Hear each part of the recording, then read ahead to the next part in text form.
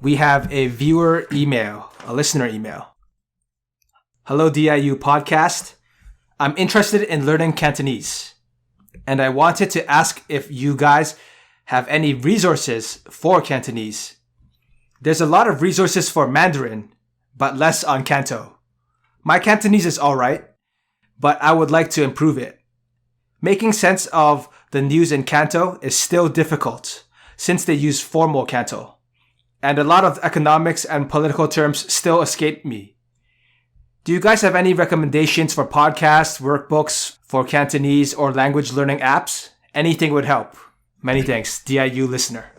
As a person that keeps up with Canto, it's hard to find books that are in Canada. I've tried. I've actually came back and I wanted to try to look for books. It's actually hard.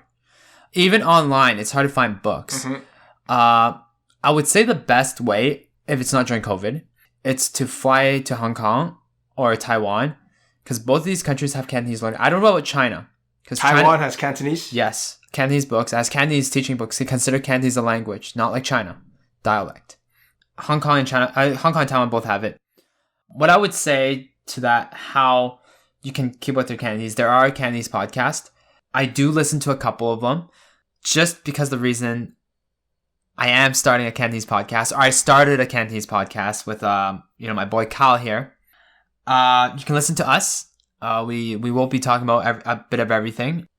But I would say there is a dictionary app, a specific Cantonese dictionary app. It's called Guangdonghua English. But if you search it up on the Android store, it's called Guangdonghua English, or Cantonese English Dictionary and Translator, free. So it's a free app. It translates words, Cantonese words to English or Cantonese to English. There is an app also my friend's work on, actually. He's a big Cantonese advocate just like me. He's actually started an app. He's just needing people to help him code a bit more, and he's almost complete. I will be announcing that as I talk to him more. He's currently working in Japan as an IT guy. So I will keep you posted on that. Shit, that's cool. He's asking me for help, actually, but unfortunately, I don't know how to code. I can help with the Cantonese part, but not really the...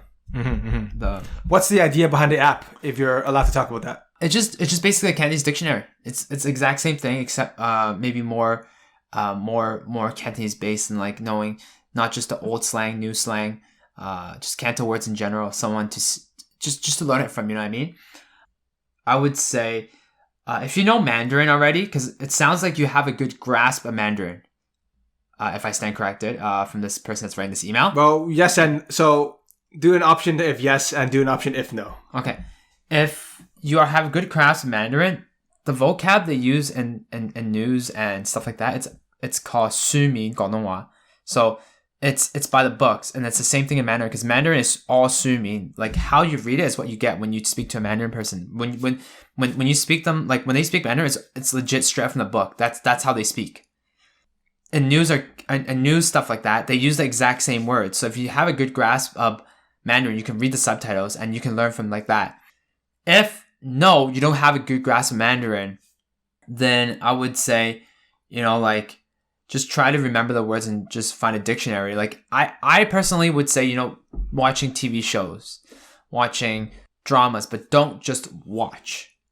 Also read the subtitles, because that helps with proper quote unquote 书名广东话, which is like the textbook way of saying it, right? So a lot of times the news use the textbook way of saying it. So when you read those subtitles, it's not actually what they're saying, it's what it would say in a textbook format. So when you watch those TVB dramas, when you watch those Mandarin dramas, when you watch actually Mandarin dramas, it's straight up what they're saying. So that's another way to learn, right? You watch TVB dramas, you read the subtitles with it.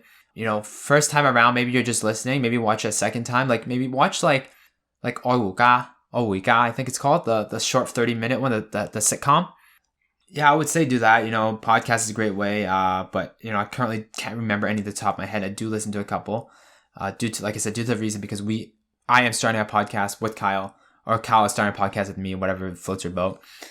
So I think that's it, honestly. And how I learned Cantonese at this point in life is that I go back to my Mandarin textbooks and I read those characters in Cantonese.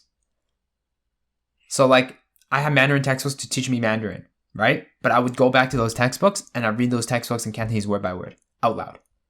And to add on to the listener's email, could you maybe talk about your growth? I know you've talked about this before, but your growth from learning how to read and write and how you had this rise in ability. Like how did you go about it? What was your way? Well, for me to improve on my Cantonese, like I was always decent in speaking, but I was never able to read and write Cantonese growing up. So as everyone's aware, I've actually learned Mandarin in Taiwan. The year and a half I was there, I learned for about 1 year. And I'm at intermediate level, judging because I did my test, my foreign language test.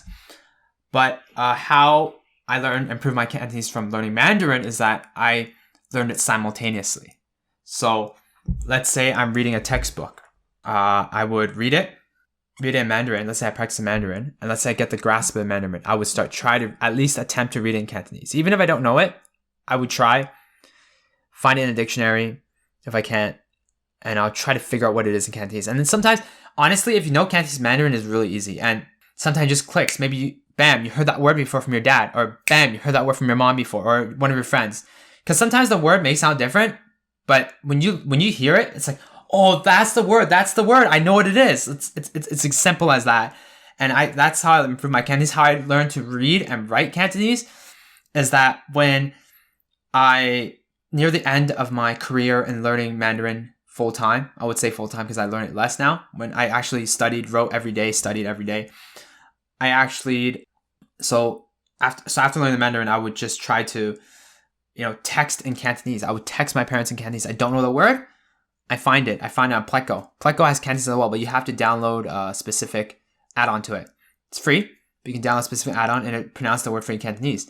And, you can write it if you recognize it. You can, like I said, you can always use the Cantonese dictionary over there and it'll help you. Like, just text more in Cantonese, you'll start recognizing the characters, like the word hai. If I type it now, I can recognize it now because I used it so much. Or like, hai, like, that's a Cantonese word. I know how to read it now because I typed it so much. I can even write it right now, like if you tell me to. So, dictionary is a huge help. Reading subtitles will help with, learning to listen to news more, I would say, because it's actually 书名广东话, the standard Chinese way you would call it.